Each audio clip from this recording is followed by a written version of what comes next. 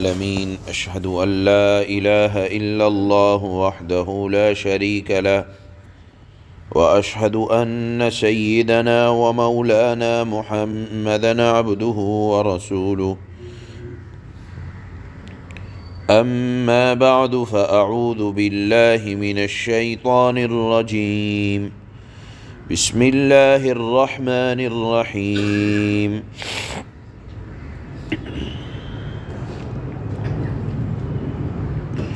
والذين كفروا فتعسا لهم وأضل أعمالهم ذلك بأنهم كرهوا ما أنزل الله فأحبط أعمالهم أفلم يسيروا في الأرض فينظروا كيف كان عاقبة الذين من قبلهم دمر الله عليهم وللكافرين أمثالها ذلك بأن الله مولى الذين آمنوا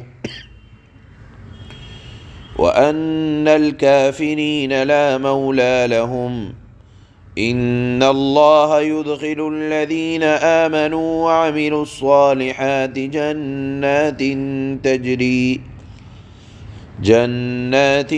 تجري من تحتها الأنهار والذين كفروا يتمتعون ويأكلون كما تأكل الأنعام والنار مثوى لهم صدق الله مولانا العلي العظيم۔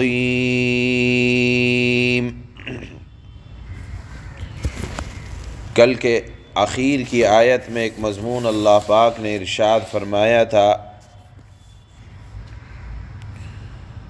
کہ جو لوگ اللہ نے جن کے لیے جنت مقدر کی ہوگی وہ جنت میں اپنے ٹھکانے کو جان لیں گے، اور انبیاء نے جنت کا جو تعارف کرایا ہے وہ اس کو بھی جان لیں گے۔ آج کی آیات میں اللہ پاک نے شروع میں یہ مضمون ارشاد فرمایا۔ واضح رہے کہ ان آیات کے پڑھے جانے سے متعلق پہلے آپ اپنے ذہن میں اسلام کا جو پہلا معرکہ، پہلا غزوہ بدر جو پیش آیا اس کو ذہن میں رکھیں کہ مسلمانوں کی تھوڑی سی تعداد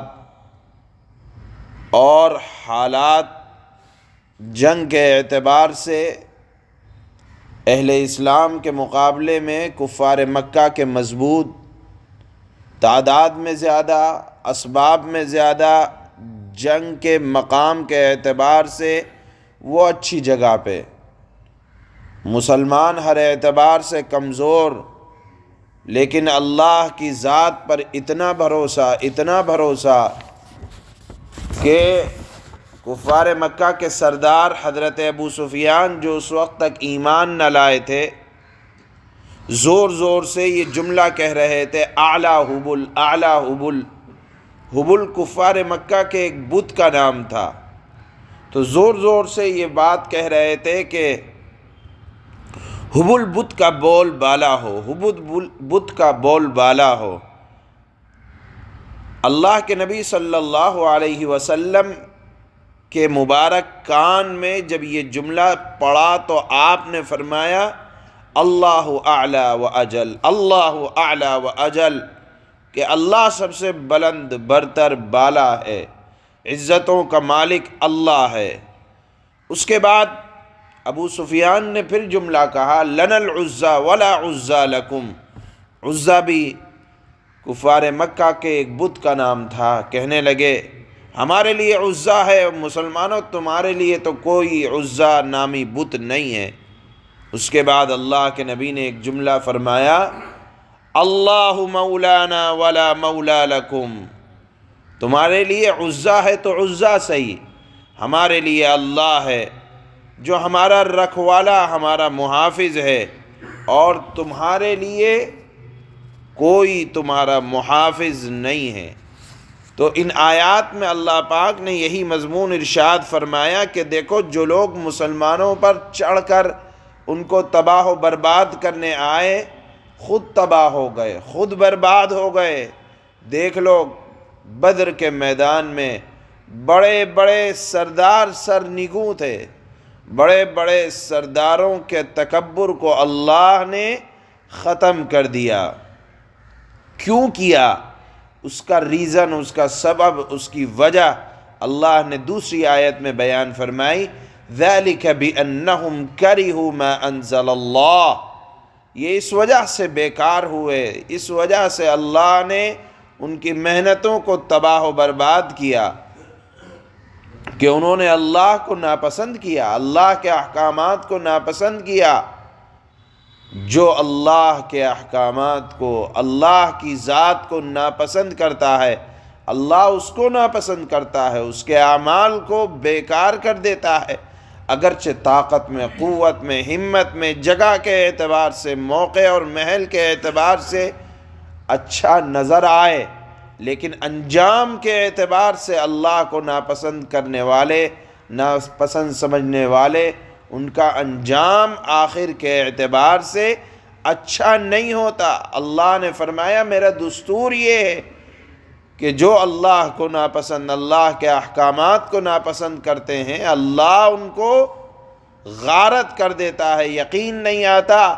تو اللہ نے فرمایا زمین میں چل پھر کر دیکھ لو، افلم یسیروا فی الارض، نہیں تمہیں یقین آتا تو جاؤ اجڑی ہوئی بستیوں کو دیکھو، فینظروا کیف کان عاقبۃ الذین من قبلہم، نہیں دیکھا کہ ان سے پہلے خالی کفار مکہ ہی نہیں، دنیا تو جب سے بنی ہے، جائیں جا کر دیکھیں نافرمان لوگوں کی بستیوں کا انجام کیا گزرا، دمر اللہ علیہم، خدا تعالی نے ان پر کیسی تباہی دی، کیسی تباہی ڈالی۔ لہذا موجودہ چمک دھمک سے آدمی دھوکہ نہ کھائے۔ اللہ نے فرمایا انجام اچھا نہیں ہوتا، وَلِلْكَافِرِينَ أَمْثَالُهَا، اور ان کافروں کے لیے بھی اسی قسم کے معاملات ہونے کو ہیں، یعنی مکہ سے مدینہ چڑھائی کرنے کو آئے ہیں، مسلمانوں کو ختم کرنے کے لیے آئے ہیں۔ ارے دیکھیں جو اللہ کے دین کو مٹانے کی کوشش کرتا ہے، اللہ ان کو مٹا دیا کرتا ہے۔ وجہ یہ ہے ذَلِكَ بِأَنَّ اللَّهَ مَوْلَى الَّذِينَ آمَنُوا، کہ مسلمانوں کا رکھوالا ہماری طاقت، ہماری ہمت نہیں ہے، بلکہ مسلمانوں کا رکھوالا اللہ ہے۔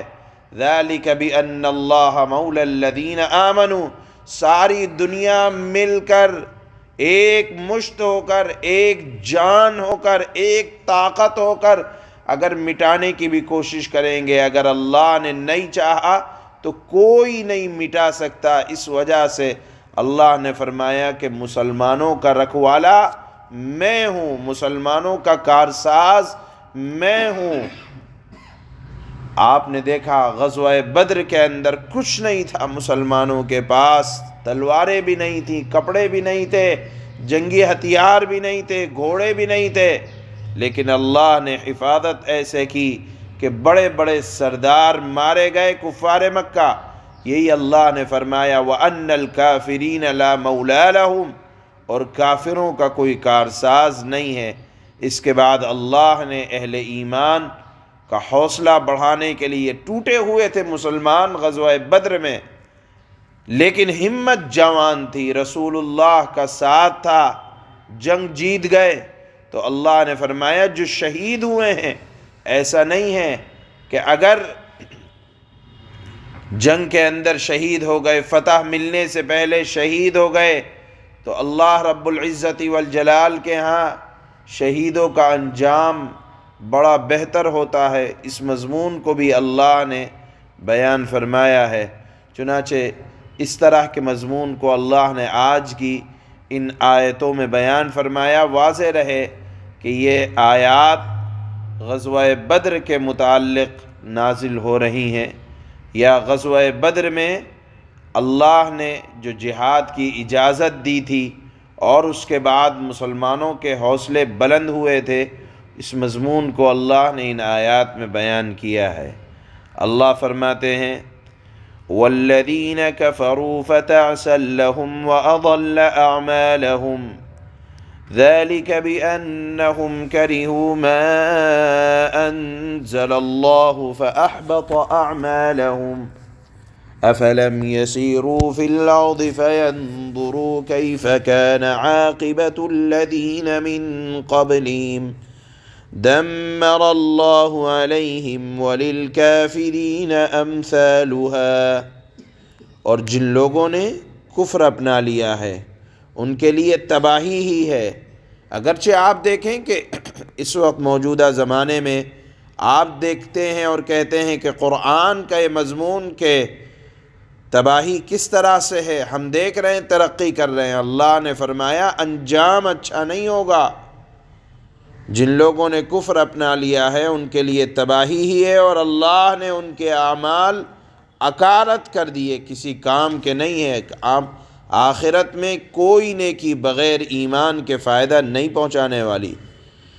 افلم يسيروا في الارض فينظروا كيف كان عاقبة الذين من قبلهم دمر الله عليهم وللكافرين امثالها۔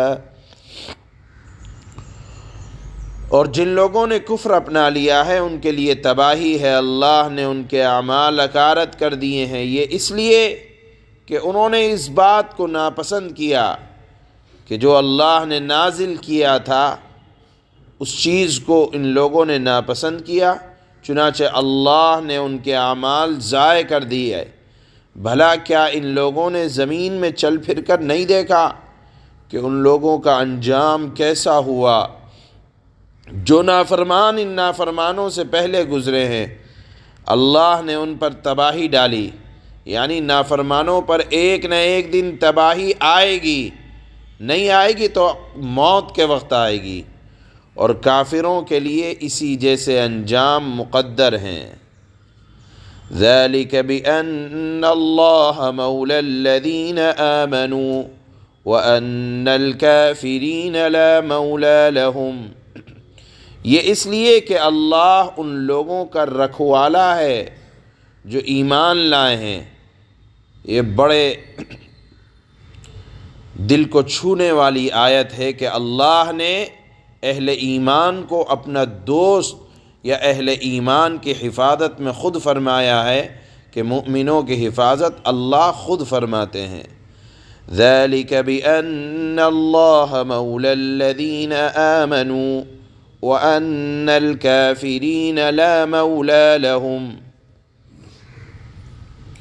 یہ اس لیے کہ اللہ ان لوگوں کا رکھوالا ہے جو ایمان لائے، اور کافروں کا کوئی رکھوالا نہیں ہے، یعنی ان کے اعمال کا، ان کی جان کا کوئی حفاظت کرنے والا نہیں ہے۔ اور غزوہ بدر کے موقع پر ہوا بھی یہی کہ بڑے بڑے تباہ ہوئے۔ ان اللہ يدخل الذین آمنوا وعملوا الصالحات جنات